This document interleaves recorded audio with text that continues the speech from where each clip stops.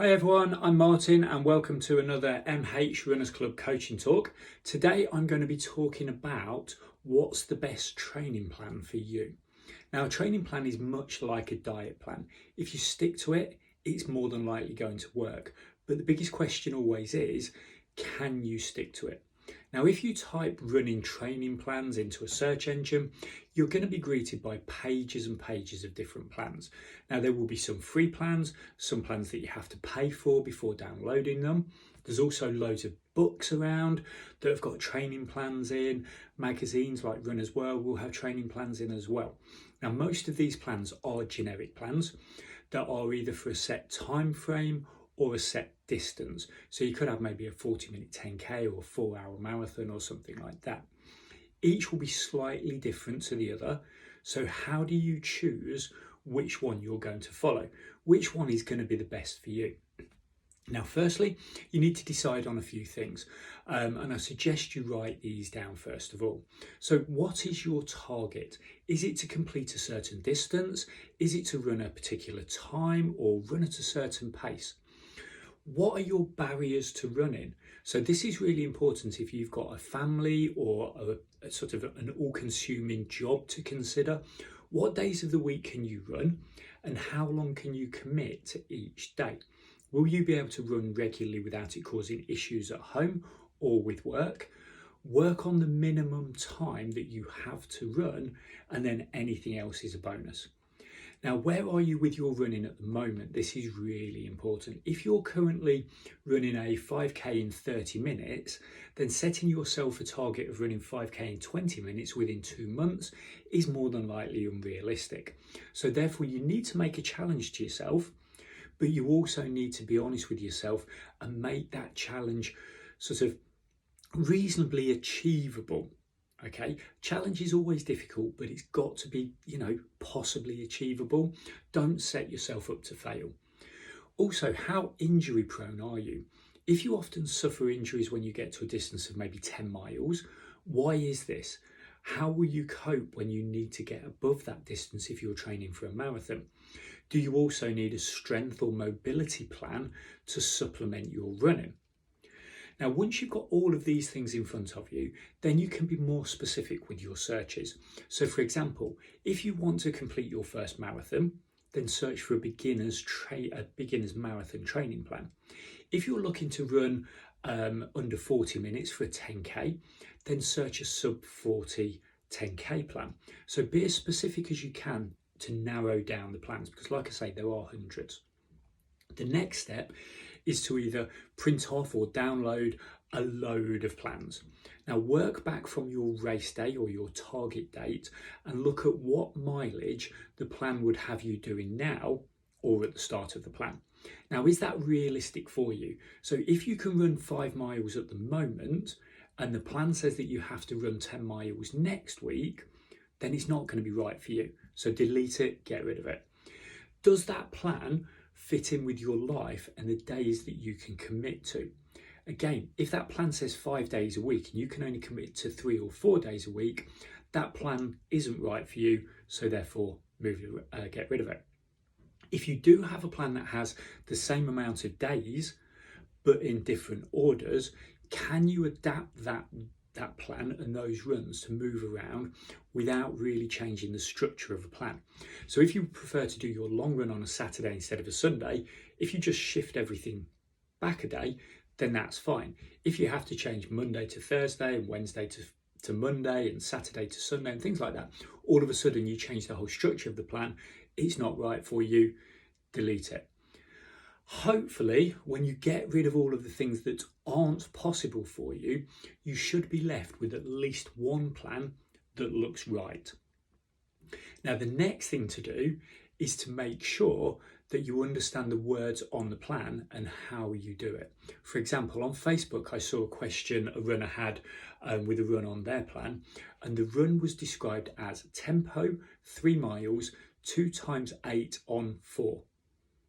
Now, she had no idea what that meant, and the answers that she got on this Facebook group varied from a 3-mile warm-up and then 2 times 8 minutes at tempo pace with 4 minutes recovery, to 2 times 8 minutes at 4-minute mile pace, which should be 3 miles. So you can see why people would get confused. If you don't understand the plan, then again, it's not for you, get rid of it. Now, can you mix and match plans? Well, yes, this is possible if you know what you're doing and that the changes that you make doesn't render the plan useless for your targets. So training plans are written to get harder over the course of the plan to enable you to be at your fittest or fastest on race day or target day.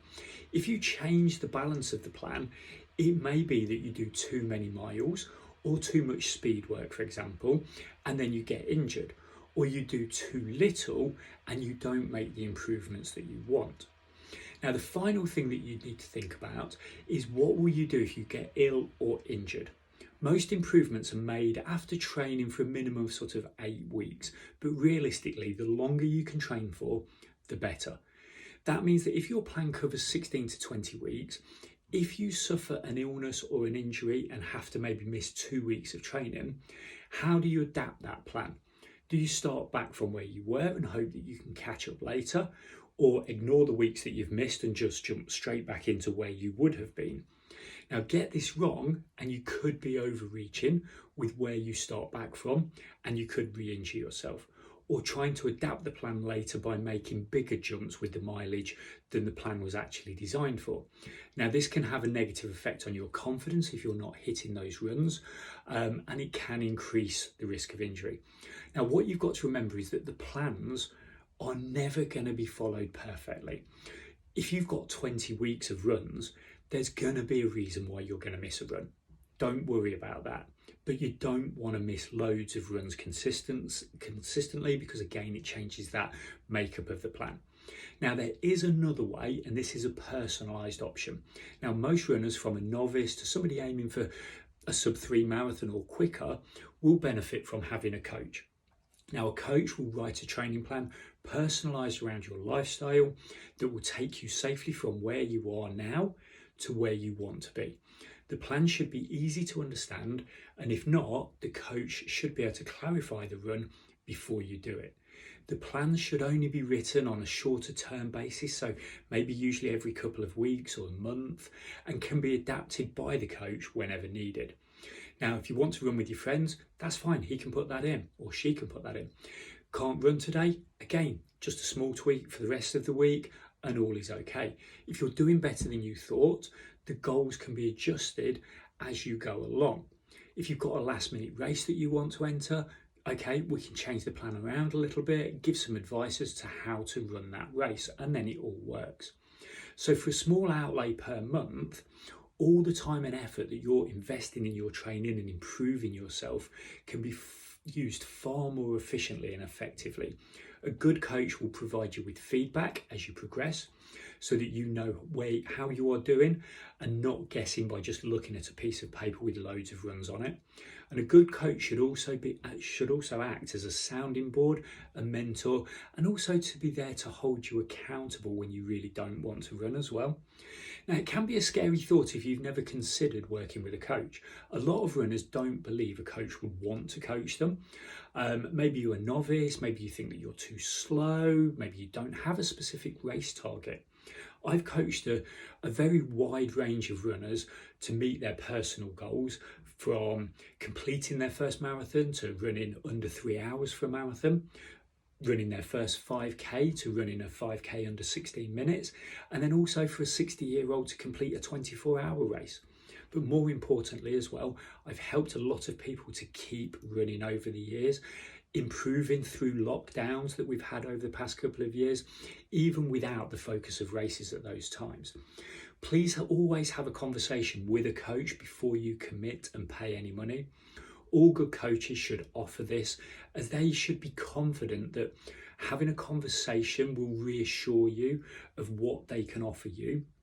You've got to feel comfortable with them as a person and what they're offering, because you're paying them money. Okay, you've got to have that fit. Don't commit to spending money just because they've got a fancy website or they've got really good video or they come across really well. Always have that conversation first. Remember, the best running plan for you is the one that you will stick to, not what somebody else recommends. It's what you can stick to. It is that simple. If it fits around your life and you can follow it consistently, you will improve. Now, for those listening to this away from MH Runners Club, this is a subscription group that I have, and I'm very transparent with what I charge for and what's free of charge. Now, I post in the MH Runners Club weekly coaching videos like this, weekly running specific workouts, and what I feel is the most important part, a weekly question and answer session where club members can ask me questions that I will answer on videos that are then saved within the club. That means that if you don't want to pay for a coach to write you a training plan, by being a member of the club, you've got access to a coach in case you have any questions about your own training plan or about anything else running related. And believe me, I've answered pretty much most running related questions. So you can find more information of that at www.mhrunnersclub.co.uk, and you can sign up there from that webpage and join the Facebook group that at the moment has got over 200 videos in there, and it's always being added to week on week. So I hope that you can take something from this.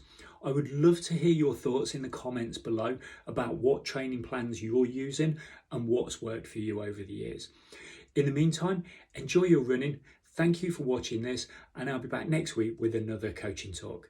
Goodbye.